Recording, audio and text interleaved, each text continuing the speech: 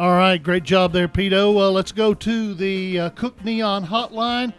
Cook Neon with more than neon signs, digital, traditional, and banners. They do it all. It's your name and lights, cookneon.com online.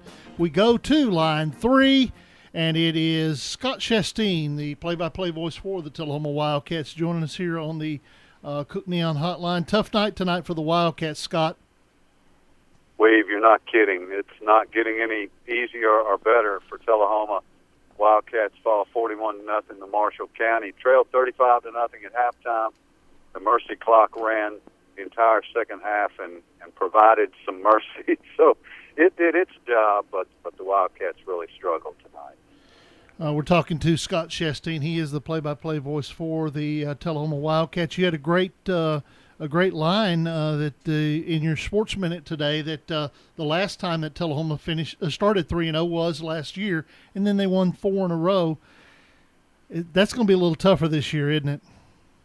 Yeah, it is. You know, an 0-3 start is bad, but last year in that third game, Tullahoma gave Shelbyville all it wanted, lost, I think, 39-36 or something like that.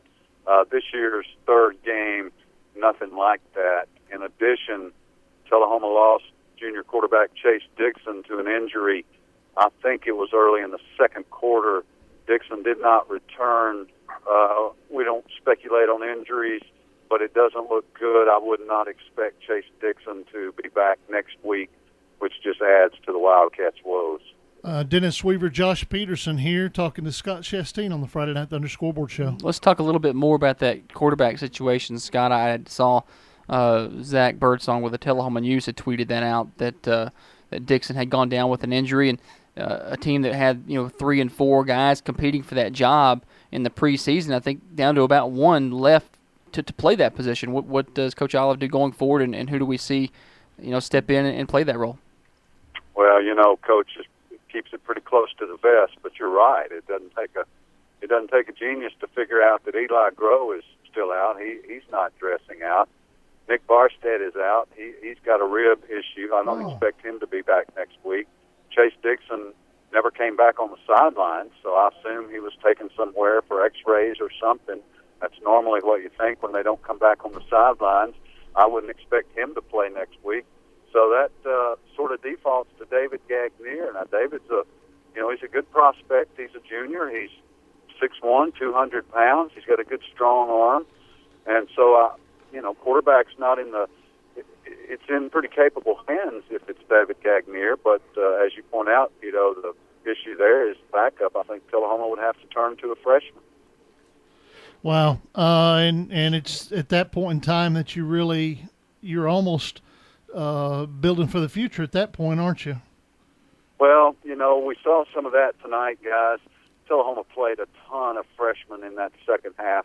There were times when half the team on the field were freshmen or even more than half. So a lot of freshmen played. And Coach Olive, after the game, said, we're not going to give up on this season, but we've got to get our best athletes on the field. Those guys have a freshman season that they need to play. So he's got a balancing act in front of him, but there's no question that some younger guys are going to get more time for the Cats moving forward. All right, another rivalry game back on the schedule next week. You go to Shelbyville, I think, right? We do go to Shelbyville, and, of course, the Golden Eagles are flying high under Jason Hardy, just enjoying a great resurgence there. He has done such a tremendous job with that program. They lost like 19 of his first 20 games when he got there, and they're playing very well. They've got seniors in the skill position players. It's going to be a big challenge for the Wildcats.